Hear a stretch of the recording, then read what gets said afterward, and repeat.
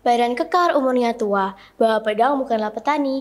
Apa kabar teman-teman semua? Kuucapkan selamat datang pada acara podcast kali ini. Assalamualaikum warahmatullahi wabarakatuh. Waalaikumsalam warahmatullahi wabarakatuh. Hai sang pemimpin, bagaimana nih kabarnya selama liburan?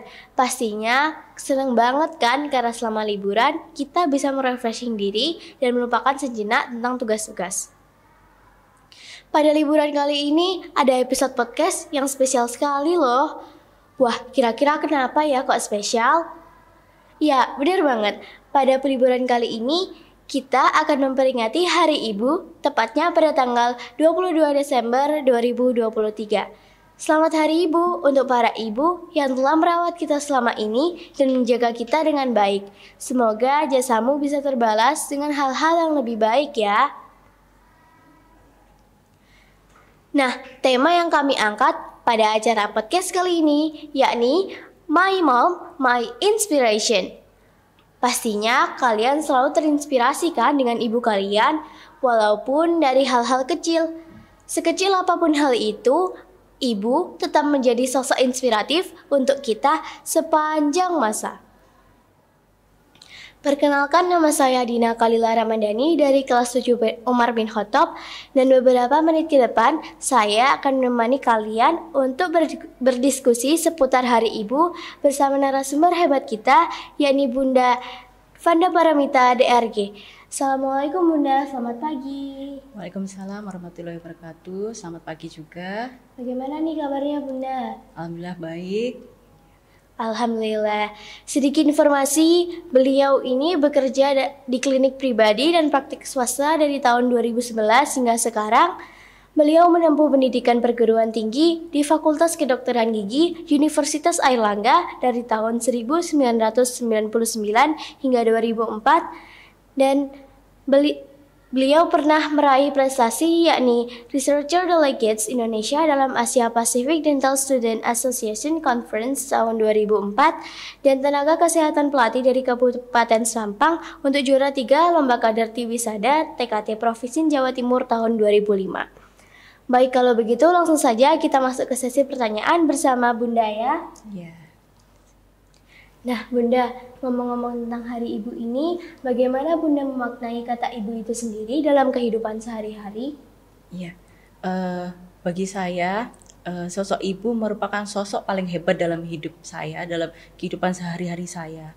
Seorang ibu adalah sosok yang mengajarkan bagaimana kita menjadi kuat dan memberi berbagai pelajaran dalam hidup sepanjang kehidupan anak-anaknya.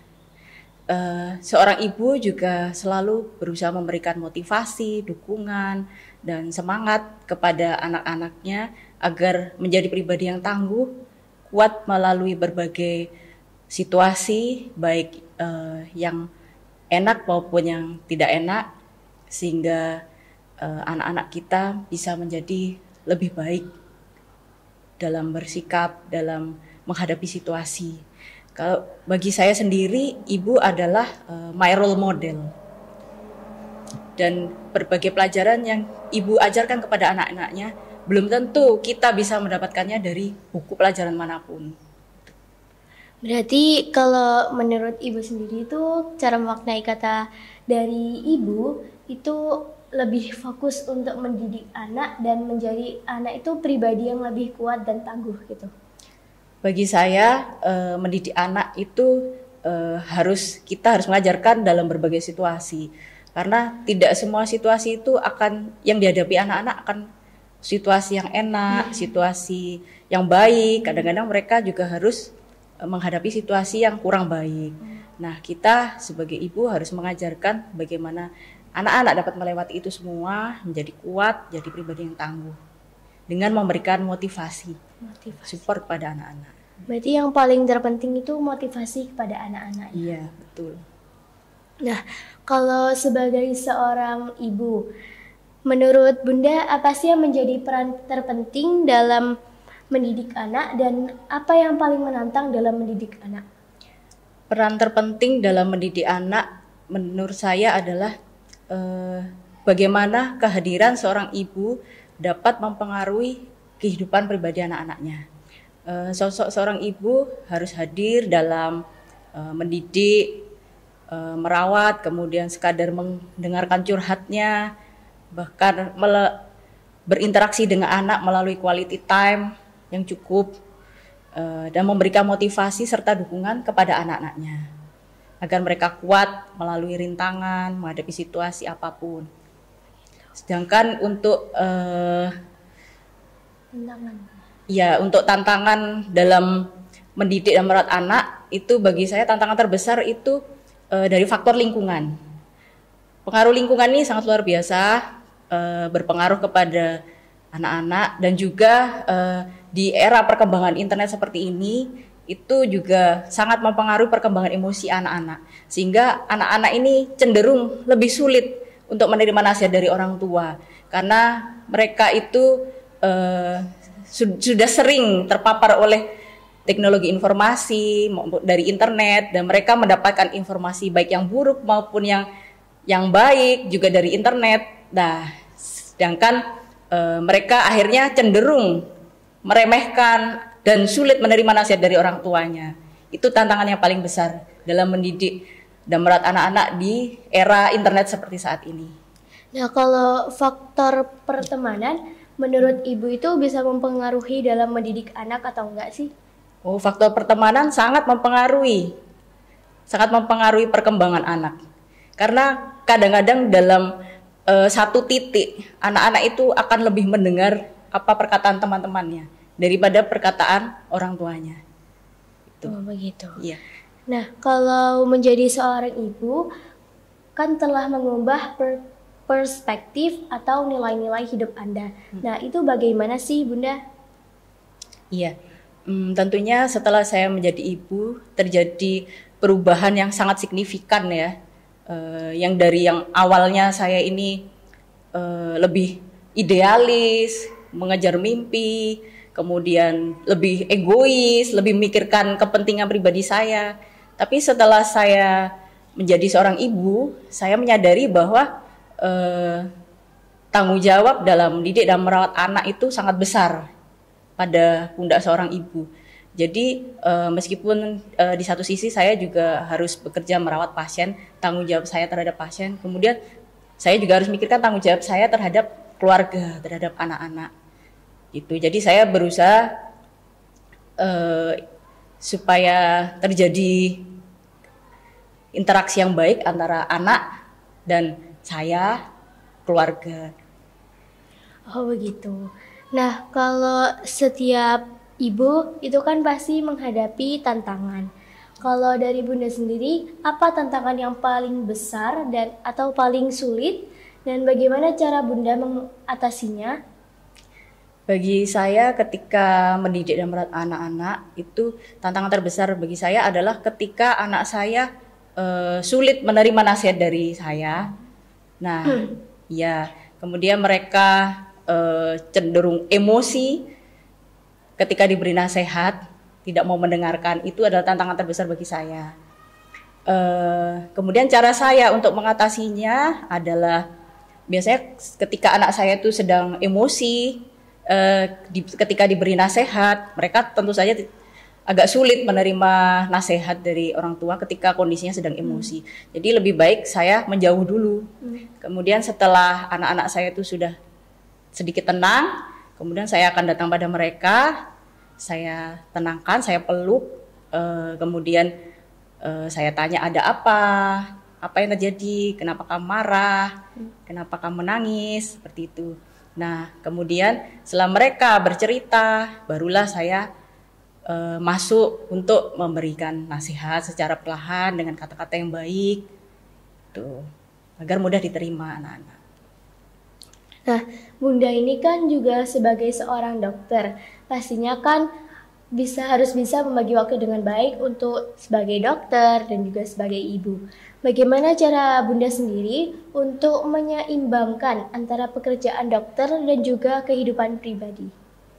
Iya, sebetulnya saya tidak pernah berusaha untuk melakukan balance ya antara kehidupan pribadi dan keluarga. Kehidupan pribadi dan ya kehidupan pribadi termasuk pekerjaan dan keluarga. Saya berusaha mengikuti alur ya, ritme kehidupan aja seperti apa berjalannya. Karena kalau terlalu berusaha melakukan balance itu nanti jatuhnya akan stres sendiri. Jadi saya berusaha ya untuk mengikuti alur ritme kehidupan itu aja.